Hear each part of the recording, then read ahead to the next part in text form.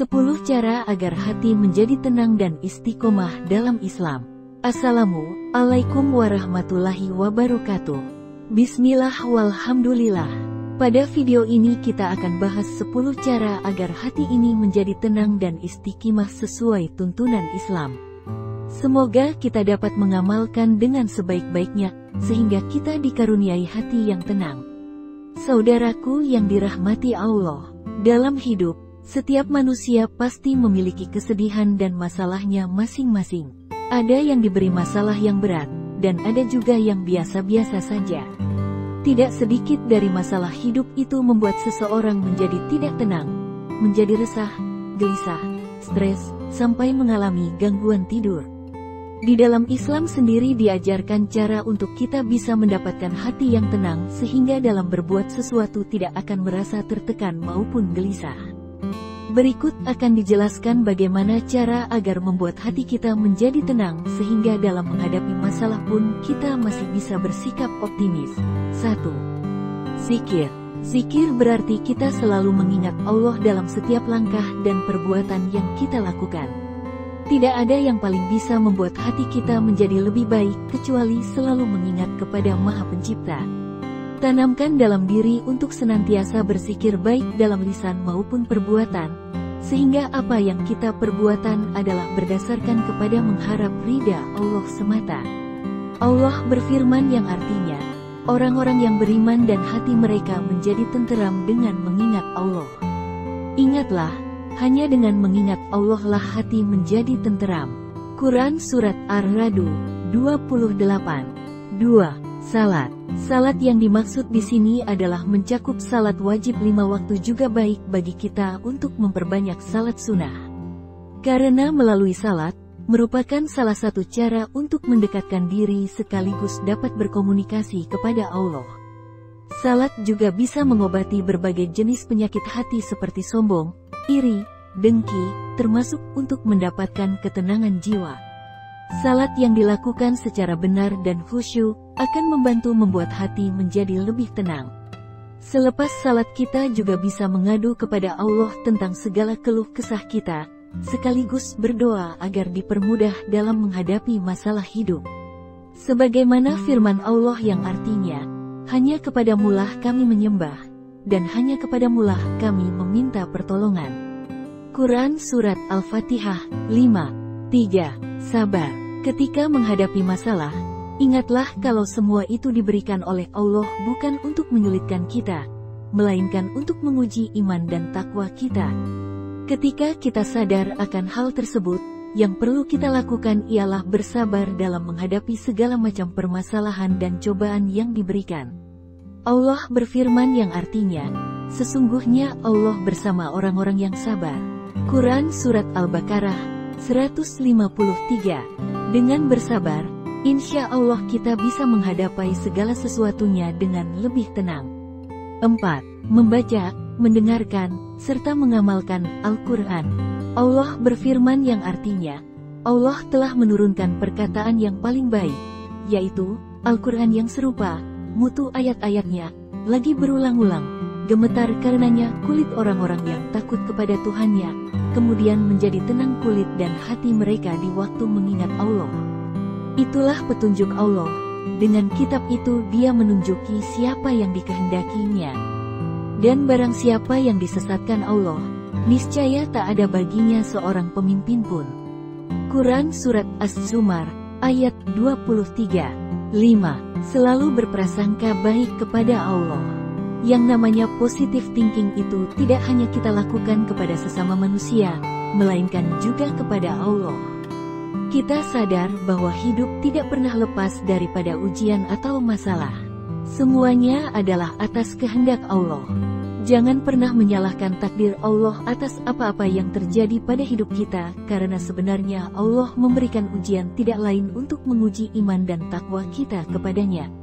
Percayalah bahwa akan selalu ada hikmah di balik segala cobaan yang kita hadapi. 6. Membiasakan diri bersuci. Menjaga diri dari hadas dan najis dengan cara menjaga wudhu merupakan salah satu cara untuk mendapatkan ketenangan hati, karena dalam keadaan suci, Dengan demikian insya Allah pikiran kita akan menjadi lebih tenang ditambah dengan selalu mengucap zikir mengingat kepada Allah. 7. Menjaga silaturahmi. Sebagai manusia, kita perlu untuk saling berhubungan dengan sesama manusia karena kodrat kita memang sebagai makhluk sosial yang butuh berinteraksi satu sama lain. Akan tetapi, tidak jarang antar sesama manusia itu terjadi perselisihan atau kesalahpahaman yang kemudian menyebabkan pertikaian.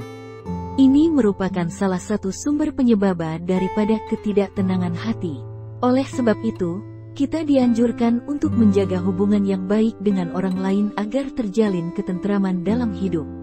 Nabi Muhammad bersabda yang artinya, "Barang siapa menjamin untukku satu perkara, aku jamin untuknya 4 perkara.